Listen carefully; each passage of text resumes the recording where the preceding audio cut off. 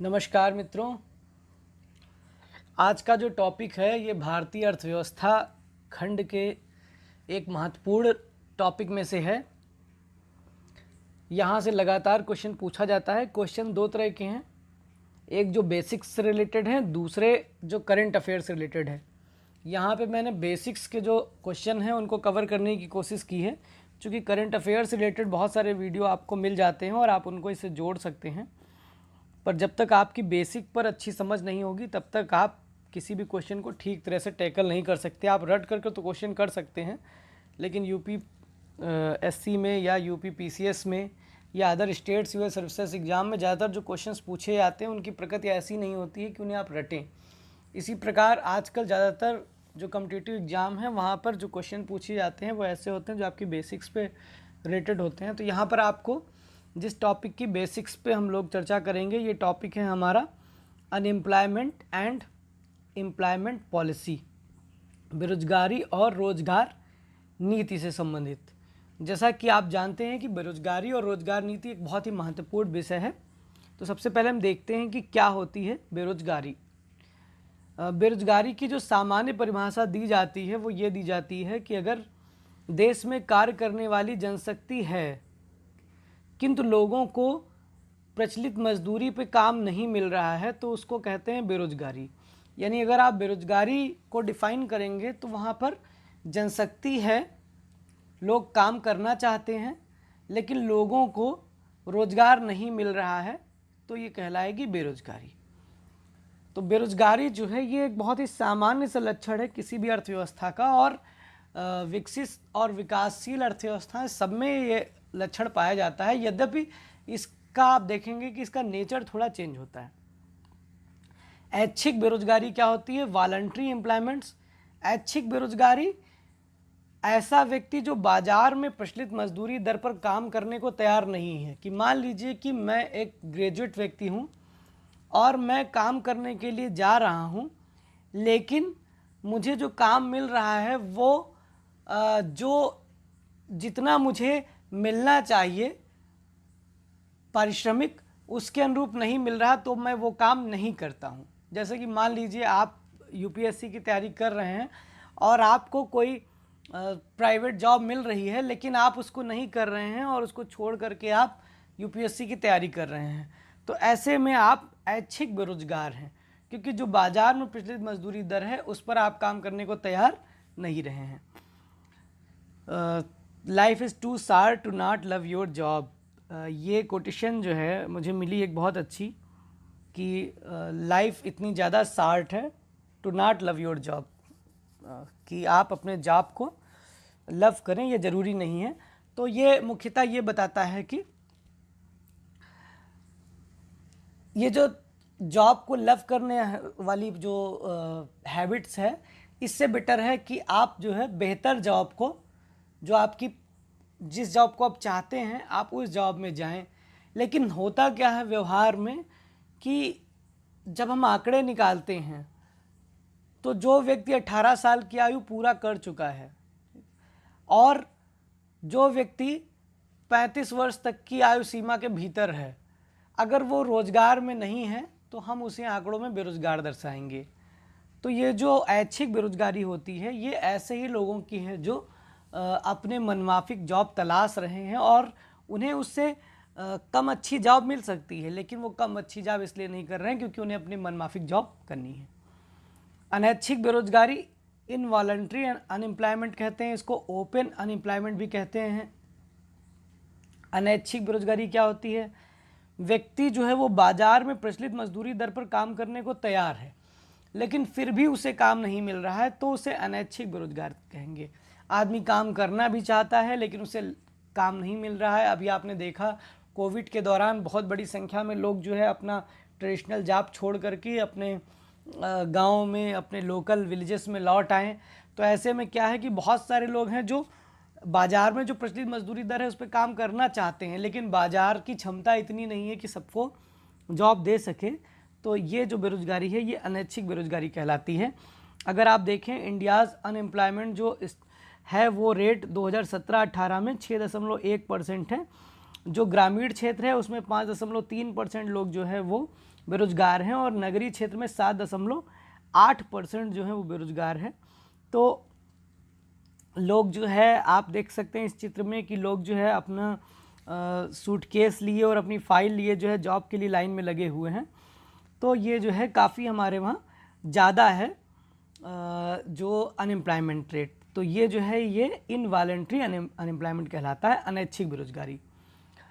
इसके कुछ टाइप्स होते हैं, तो टाइप्स ऑफ इनवॉलंटरी अनएम्प्लॉयमेंट हम देख लेते हैं। इसमें एक होता है संरचनात्मक बेरोजगारी, स्ट्रक्चरल अनएम्प्लॉयमेंट। संरचनात्मक बेरोजगारी क्या होता है मित्रों? देश की आर्थिक संरचना में परिवर्तन के कारण पैदा होती है, इसे कहते हैं संरचनात्मक बेरोजगारी। जैसे कि आप देख रहे हैं कि किसी देश की आर्थिक संरचना में परिवर्तन हो गया तो उसकी वजह से बेरोजगार हो गए। जैसे हमने यहाँ पे उदाहरण लिया है कि स्कूटर का उत्पादन बंद हो गया है। भाई स्कूटर्स आपने देखा, स्कूटर्स अब जो है लगभग ना के बराबर है, शायद 1-2 कंपनियां बनाती हैं, नहीं तो स्कूटर्स का उत्पादन बंद हो गया। स्कूटर्स इंडिया लिमिटेड जो सबसे बड़ी कंपनी थी भारत की, उसने उत्पादन करना बंद कर दिया था। पहले तमाम तरह के स्कूटर्स आते थे। तो अब जो मिस्त्री, जो श्रमिक हमारे स्कूटर के उत्पादन में लगे हुए थे, वो एक झटके में क्या हो गए? बेरोजगार हो गए। जैसे कि गवर्नमेंट जो है वो डीजल गाड़ियों को बंद करने का निर्णय ले रही है। तो डीजल गाड़ियां जैसे ही बंद होंगी तो डीजल गाड़ियों से जुड़े हुए जो भी लेबर्स होंगे, जो मैकेनिक होंगे, जो मिस्त्री होंगे, जो प्लांट में काम करने वाले होंगे, वो सारे एक झटके में क्या हो जाएंगे? बेरोजगार हो जाएंगे। तो ये जो है इसका जो बेसिक कारण है संरचनात्मक बेरोजगारी का, ये होता है आर्थिक नीतियों में परिवर्तन। जो हमारी पॉलिसी है, आर्थिक संरचना है, उसमें परिवर्तन होता है और इसके कारण से ये बेरोजगारी होती है। दूसरा देखते हैं। इसमें आप देख सकते हैं स्ट्रक्चरल अनएम्प्लॉयमेंट के कुछ मैंने उदाहरण आपको दिखाए हैं। जैसे डिक्लाइन ऑफ मैन्युफैक्चरिंग हो गया, तो लोगों ने यूनिट बंद कर दी। ऑक्यूपेशनल इमोबिलिटी है, जोग्राफिकल इमोबिलिटी है, रोबोटिंग ने रिप्लेस कर दिया जॉब्स को। फॉरेन कंपटीशन की वजह से, जैसे भारत में क्या हुआ था कि जो नील का उत्पादन था वो होता था, उसकी वजह से बहुत सारे लोग रोजगार में रहते थे, लेकिन क्या हुआ कि केमिकल नील आ गई, तो केमिकल नील आने से नील की खेती पूरी तरह से बंद हो गई। या रेयॉन और जो नायलॉन के कपड़े हैं, इनके आने से क्या हुआ? कॉटन के जो कपड़े हैं वो बंद हो गए। तो ये जो इस तरह के उदाहरण होते हैं ये स्ट्रक्चरल अनएम्प्लॉयमेंट के होते हैं। स्ट्रक्चर में सुधार करके ही इनको दूर किया जा सकता है। दूसरा होता है अंडर एम्प्लॉयमेंट, इसको अल्प रोजगार कहते हैं। ठीक है, अंडर एम्प्लॉयमेंट क्या होता है? देखिए मैंने इसमें ग्राफ वो बनाया हुआ है चित्र। People working at jobs below their level of skills. Under employment का मतलब यही है, जैसे हमने आपको कहा कि पहले जो स्थिति थी कि लोग जो है स्वेच्छा से बेरोजगार थे, अगर वो जा करके कहीं कम क्षमता का जॉब कर लेते तो ऐसे लोगों को हम कहते हैं अल्प रोजगार। ऐसे श्रमिक जिनको कुछ काम तो मिलता है लेकिन अपनी क्षमता अनुसार काम नहीं मिलता है। यानी मान लीजिए कोई इंजीनियर है, बहुत अच्छा डिग्री उसने ली हुई है मैकेनिकल इंजीनियरिंग में, और वो जा करके किसी फैक्ट्री में किसी कंप्यूटर सेंटर पे जा करके कंप्यूटर सिखा रहा है लोगों को, तो वो अपनी क्षमता अनुरूप काम नहीं कर रहे हैं। तो ऐसे अंडर एम्प्लॉयमेंट लोग भी बहुत सारे होते हैं, इन्हें बहुत कम काम मिलता है। तीसरी जो बेरोजगारी होती है वो होती है डिसगस्ट अनएम्प्लॉयमेंट, अदृश्य या प्रच्छन्न बेरोजगारी। क्या होती है? प्रच्छन्न बेरोजगारी उस बेरोजगारी को कहते हैं जिसमें कुछ लोगों की उत्पादकता शून्य होती है। मतलब अगर उत्पादकता देखेंगे, वो लोग दिखते तो हैं कि रोजगार में हैं, लेकिन अगर हम उनको बाहर कर दें तो उससे उत्पादकता में जरा भी कोई असर नहीं पड़ता है। एग्रीकल्चर क्षेत्र में हमारे वहाँ इस प्रकार की बेरोजगारी देखी जाती है कि पूरा पूरा परिवार जो है वो खेती के काम में लगा हुआ है, लेकिन अगर उसमें से हम 2-3 लोगों को निकाल भी दें तो उनकी जो उत्पादकता, उसमें कोई भी अंतर नहीं आता है, उस खेत की उत्पादकता उतनी ही रहती है। तो ऐसे में लगता है कि आदमी रोजगार में है, लेकिन वास्तव में वो रोजगार में नहीं होता है, वो क्या होता है? बेरोजगार होता है। ये जो इसका कंसेप्ट सबसे पहले जॉन रॉबिन्सन ने मित्रों 1936 में दिया था। ये देखिए आप, जैसे एक गड्ढे को खोदने में 4-5 लोगों को लगाया जा रहा है। तमाम सारी गवर्नमेंट से भी इस तरह की पॉलिसी चलती है कि जिसमें जो है तमाम सारे लोगों को जॉब में लगा दिया जाता है, लेकिन वास्तव में उत्पादकता क्या होती है? शून्य होती है मित्रों। अगला होता है शिक्षित बेरोजगारी, एजुकेटेड अनएम्प्लॉयमेंट। शिक्षित बेरोजगार क्या है कि हमने एक व्यक्ति को शिक्षित करने के लिए संसाधन दिए, सरकार ने सब्सिडी दी, सस्ते स्कूल्स दिए, फीस दिए, उनकी कार्यकुशलता भी काफ़ी अच्छी होती है, लेकिन अपनी योग्यता अनुसार वो काम नहीं पाते हैं और बेरोजगार हो जाते हैं। ये हमारे देश में बहुत ज़्यादा है, इस तरह की समस्या विकासशील देशों में बहुत ज़्यादा होती है, जहाँ पे टेक्निकल एजुकेशन और टेक्निकल जॉब के अभाव में बहुत बड़ी संख्या में लोग बेरोजगार रहते हैं, पढ़े लिखे बेरोजगार रहते हैं। शिक्षित बेरोजगारी बहुत ज़्यादा खतरनाक है किसी भी देश के लिए। इसमें इसका जो निगेटिव इम्पैक्ट है वो ये है कि जो शिक्षित वर्ग है जीविका के अभाव में शारीरिक और मानसिक दोनों तरह से कमज़ोर हो रहा है, क्योंकि जो उसने अपना एजुकेशन में इतने दिन जो उसने एजुकेशन किया उसमें अपना स्वास्थ्य उसने गंवा दिया और शारीरिक श्रम उसने किया नहीं, तो उससे वो अकर्मण्य हो जाता है, तो वो शारीरिक श्रम भी नहीं कर सकता है और उसको उसके अनुरूप जॉब भी नहीं मिल रही, तो फिर वो डिप्रेशन का शिकार हो जाता है और डिप्रेशन की वजह से भी बहुत सारी समस्याएं उत्पन्न होती हैं। तो शिक्षित बेरोजगारी जो है ये विकासशील देशों के सामने एक बहुत बड़ी चुनौती है, इसको दूर करना। हमने डेमोग्राफिक डिविडेंड वाले चैप्टर में पढ़ा भी था कि डेमोग्राफिक डिविडेंड का हम लाभ तभी उठा पाएंगे जब हमने अपने शिक्षित बेरोजगारों को रोजगार दे पाएंगे, क्योंकि डेमोग्राफी जो है हमारी ये कहती है कि हमारे वहाँ युवा ज़्यादा हैं, लेकिन अगर हमारे युवा रोजगार में नहीं हैं तो फिर उन युवाओं का हम लाभ नहीं उठा पाएंगे। तो ये डेमोग्राफिक डिविडेंड की भी चुनौती है मित्रों। अगला है फ्रिक्शनल अनएम्प्लॉयमेंट, घर्षणात्मक बेरोजगारी। घर्षणात्मक बेरोजगारी क्या होता है कि ऐसा व्यक्ति जो है एक रोजगार को छोड़कर किसी दूसरे रोजगार में जाता है। जैसे कि आपने देखा होगा कि मल्टीनेशनल कंपनी में काम करने वाले लोग कुछ समय तक एक कंपनी में काम करते हैं और फिर वो छोड़ देते हैं और फिर वो दूसरी कंपनी ढूंढते हैं और उसमें काम करते हैं। तो ये जो ड्यूरेशन होता है, जिस वजह से जो बीच में उन्होंने काम छोड़ दिया, इतने समय में वो बेरोजगार रहते हैं, तो इसको घर्षण जनित बेरोजगारी कहते हैं। ये इंटरनेशनल मार्केट्स में बहुत ज़्यादा होता है। जैसे अचानक से किसी चीज़ की डिमांड बढ़ गई तो बहुत सारे लेबर रखने पड़ते हैं, तो बहुत सारे लेबर रखने पड़ते हैं तो बहुत सारे लोगों को काम मिल जाता है।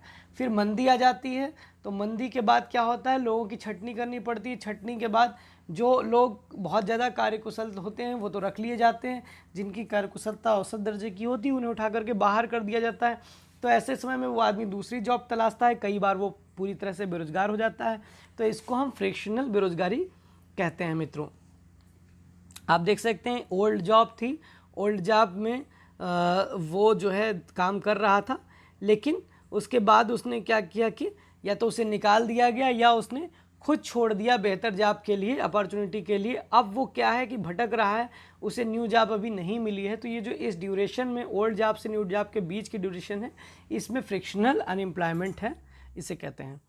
अगली होती है चक्रीय बेरोजगारी, साइक्लिकल अनएम्प्लॉयमेंट। क्या होती है, ये भी उसी तरह की है, फ्रिक्शनल अनएम्प्लॉयमेंट से मिलती जुलती, कि चक्र आता है अर्थव्यवस्था में। समृद्धि का दौर आया, उत्पादन बढ़ा, रोजगार के नए अवसर पैदा हुए, लोगों को जॉब मिली, अर्थव्यवस्था में मंदी आई, उत्पादन कम हुआ, कम लोगों की ज़रूरत हुई, लोगों को उठा के बाहर कर दिया गया। तो फ्रिक्शनल जो है ये भी एक प्रकार का, चक्रीय बेरोजगारी भी एक प्रकार की फ्रिक्शनल बेरोजगारी ही है। लेकिन इसमें क्या है कि चक्र चलते रहते हैं कई बार जो है। जैसे कि आप देखेंगे, थोड़ा सा मैं बहुत सिंपल सा आपको एग्जांपल देता हूँ। कोल्ड ड्रिंक्स जो है अपने वहाँ विंटर सीजन में नहीं बिकती हैं, समर सीजन में बहुत ज़्यादा बिकती है। तो समर सीजन में जो कोल्ड ड्रिंक्स है उनकी कंपनियों में काम करने के लिए बहुत ज़्यादा लोगों की ज़रूरत है, उसको मार्केट तक पहुँचाने के लिए बहुत सारे लोगों की ज़रूरत है, और बहुत सारे लोगों को एजेंसी बांटी जा रही है। फिर क्या हुआ, विंटर सीज़न आ गया, अब कोल्ड ड्रिंक्स की खपत कम हो गई, अब उत्पादन की ज़रूरत उतनी नहीं है, लोगों को बाहर किया जा रहा है, अब उनको मार्केट तक पहुंचाने की ज़रूरत नहीं है, उनको बाहर किया जा रहा है और लोग जो है बेरोज़गार हो रहे हैं। तो ये एक प्रकार की चक्रीय बेरोजगारी है। मौसमी बेरोजगारी क्या होती है, मौसमी बेरोजगारी कृषि क्षेत्र में पाई जाती है कि कृषि में जब तक जुताई बुआई कटाई चलती है बहुत सारे लोग काम पा जाते हैं, फिर जुताई बुआई कटाई का सीजन समाप्त हो जाता है तो लोग बेरोजगार हो जाते हैं। तो ये मौसमी बेरोजगारी हमारे वहाँ कृषि में पाई जाती है। तो ये कुछ प्रकार की बेरोजगारी जिसको मैंने डिस्कस किया है, इसको आपको समझना है। अब हम देखते हैं कि भारत में बेरोजगारी की माप के लिए क्या प्रयास किए गए। तो भारत में जो बेरोजगारी की माप है, इसके लिए सबसे पहले एक 1973 में बी भगवती की अध्यक्षता में एक समिति गठित की गई। यद्यपि इसके पहले आर्थिक आय बेरोजगारी पे काम होते रहे हैं, लेकिन योजना आयोग के द्वारा जो रूप से जो समिति गठित की गई वो सबसे पहले बी भगवती की समिति थी, जो 1973 में गठित की गई थी। और इन्होंने जो है एनएसएसओ के आधार पर, एनएसएसओ के आंकड़ों के आधार पर जो है 3 अवधारणाओं को प्रस्तुत किया था भगवती समिति ने। इसमें पहला था सामान्य स्थिति या यूजुअल स्टेटस। यूजुअल स्टेटस क्या है कि दीर्घकालिक बेरोजगारी है, कि कोई आदमी है उसे रोजगार नहीं मिल रहा, पूरे पूरे साल रोजगार नहीं मिल रहा है, ठीक है ना। ये वो शिक्षित और प्रशिक्षित लोग हैं जो आकस्मिक काम नहीं करना चाहते हैं। ये एकदम जैसे कि कंपटीशन की तैयारी में लगे हुए लोग, कि वो पूरी तरह से बेरोजगार रहेंगे, अगर वो रोजगार में जाएंगे तो पूरी तरह से रोजगार में जाएंगे, तो ये सामान्य स्थिति है। दूसरी है चालू साप्ताहिक स्थिति।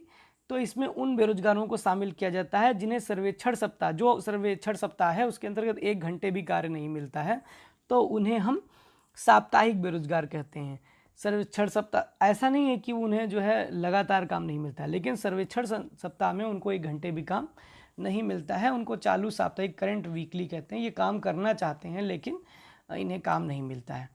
तीसरा जो है वो चालू दैनिक स्तर है। दैनिक स्तर की बेरोजगारी की जो माप है ये व्यक्ति दिनों या व्यक्ति वर्षों में की जाती है। प्रतिदिन के आधार पर अगर रोजगार का सर्वेक्षण करेंगे तो हम उसे चालू दैनिक स्तर, करंट डेली स्टेटस पे बेरोजगार कहेंगे।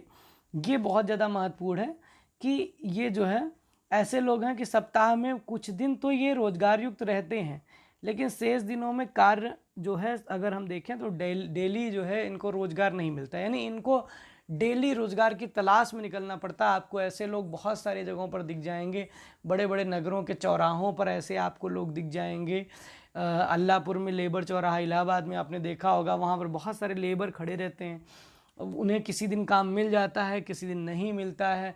इसी तरह से आप फाफा पुल के पास देख सकते हैं, वहाँ पर बहुत सारे ऐसे लेबर्स आपको मिल जाएंगे कि जिन्हें डेली वो वहीं पे आके खड़े होते हैं। कई बार उन्हें लोग मिले जाते हैं काम के लिए, कई बार उन्हें काम नहीं मिलता है। तो ये करंट डेली स्टेटस पर बेरोजगारी है। अब भारत में गरीबी उन्मूलन और रोजगार सृजन पे बहुत सारे कार्यक्रम चलाए गए हैं, जिनको मैंने योजनाओं और कार्यक्रमों में लगातार चर्चा किया है। तो यहाँ पर मैं आपसे बहुत ज़्यादा यहाँ पे योजना पे हम इसको भी नहीं खींच रहे हैं, क्योंकि करंट अफेयर्स पे चला जाएगा। अभी हमने इसको जो है सैद्धांतिक बनाया है, लेकिन आपको समझाने के लिए यहाँ पे हमने एक योजना पे डिस्कस किया है, मनरेगा योजना, जो गरीबी और बेरोजगारी को ख़त्म करने में जो कुछ बहुत महत्वपूर्ण योजनाएं हैं, उसमें से जो आपकी सबसे महत्वपूर्ण योजना है वो है महात्मा गांधी राष्ट्रीय ग्रामीण रोजगार योजना या मनरेगा। तो मनरेगा के बारे में आप लोग जान लीजिए, क्वेश्चंस में आमतौर पर पूछा जाता है। इसका शुभारंभ 2 फरवरी 2006 को हुआ था आंध्र प्रदेश के अनंतपुर जिला के बदनापल्ली गाँव से। 2006-07 में इसमें 200 जिले लिए गए थे, बाद में 7-8 में 130 और जिले ले लिए गए, और 2008-09 से संपूर्ण भारतवर्ष में इसको लागू कर दिया गया था। इस योजना के अंतर्गत क्या किया गया था कि हर ग्रामीण परिवार के सक्षम और इच्छुक व्यक्ति को साल में न्यूनतम 100 दिनों का काम जो है दिया गया। इसमें तो 100 दिन इसके लिए डिसाइड थे, लेकिन इसमें यह कहा गया कि जो असूचित सूखा प्रभावित तालुका हैं वहाँ 100 दिनों से ज़्यादा का भी रोजगार दिया जा सकता है। 150 दिनों तक का रोजगार कहीं कहीं दिया जा रहा है। अगर काम नहीं मिलता है तो इसमें मजदूरी भत्ते का प्रावधान है। काम करने की जगह जो है मजदूर के घर से 5 किलोमीटर की दूरी से ज़्यादा नहीं होती है, और महिला श्रमिकों को अपने साथ बच्चों को रखने की सुविधा दी जाती है। तो ये बहुत ज़्यादा महत्वपूर्ण है। संसद में कानून इसके के रूप में इसको पारित किया गया, और फिर उसके बाद इसे लागू किया गया था 2005 में। तो ये जो इसके पूर्व काम के बदले अनाज कार्यक्रम चल रहा था, जहां काम के बदले लोगों को अनाज मिलता था, उसको भी मनरेगा में समाहित कर दिया गया है। प्रारंभ में आपको पता है कि जब शुरू की गई थी तो इस योजना का नाम नरेगा रखा गया था, और 2 अक्टूबर 2009 को इसका नाम मनरेगा किया गया है। केंद्र और राज्य का अगर इसमें हम देखें परसेंटेज, तो केंद्र इसमें 90% पैसा देता है और 10% केवल राज्य का है। 6 जनवरी 2011 से मनरेगा को उपभोक्ता मूल्य सूचकांक से जोड़ दिया गया है मित्रों। तो उपभोक्ता मूल्य सूचकांक के हिसाब से इसकी मजदूरी दर जो है बढ़ती घटती रहती है। और मिहिर साख समिति का गठन जो है मनरेगा में सुधार के लिए किया गया। तो ये मनरेगा पर मैंने जो है आपको कुछ पॉइंट्स बता दिए, चूँकि मनरेगा से आपको ऑब्जेक्टिव क्वेश्चन आपके लोअर पीसीएस मेंस में या पीसीएस के प्री में आपसे पूछे जा सकते हैं। बाकी मेंस पर जो क्वेश्चन पूछा जा सकता है वो मनरेगा की उपादेयता पे पूछा जा सकता है। किस प्रकार से मनरेगा ने ग्रामीण विकास को बढ़ावा दिया है, किस प्रकार से मनरेगा ने पंचायती राज को बढ़ावा दिया है। तो इसमें आप लोग मुझे कमेंट बॉक्स में बताइएगा कि मनरेगा पर आप का क्या सोचना है, क्या मनरेगा ने वास्तव में भारत में रोजगार को बढ़ावा दिया है, क्या गाँव में संरचना विकास में मनरेगा प्रभावशाली साबित हुई है, क्या मनरेगा वास्तव में एक ग्रामीण विकास की योजना है, क्या पंचायती राज को लागू करने में, पंचायती राज को पूर्णता प्रदान करने में मनरेगा की भूमिका रही है। इस पे आप अपने अपने विचार रखिएगा। अच्छे विचार रखने से जो है अलग अलग विचारों से अच्छा आंसर बनता है। तो आज का ये वीडियो मैं यहीं पर समाप्त कर रहा हूँ। ये वीडियो जो है ऑथेंटिकेशन जो हमारे सैद्धांतिक टॉपिक थे उन पे मैं लेकर के आया था, करंट अफेयर्स को इसमें नहीं जोड़ा गया है। आगे के नेक्स्ट वीडियो में भी हम यही कोशिश करेंगे कि जो इकोनॉमी के आपके टर्म्स हैं उनको हम पहले समझेंगे और फिर एक लंबे वीडियो में जो भी योजनाएं हैं, जो भी उनकी उनसे रिलेटेड जो महत्वपूर्ण चीज़ है उसे हम एक वीडियो में कर सकते हैं। पहले भी हम लोग किए हैं, तो वो करंट अफेयर्स में हम कवर कर लेंगे। लेकिन यहाँ पर हमारा अभी फोकस क्या है कि जो इकोनॉमी की टर्मोलॉजी है उसको आप एक बार समझ जाएं और पूरा इकोनॉमी आपको समझ में आने लगे तो फिर इसके बाद हम आगे चलेंगे। Thank you very much.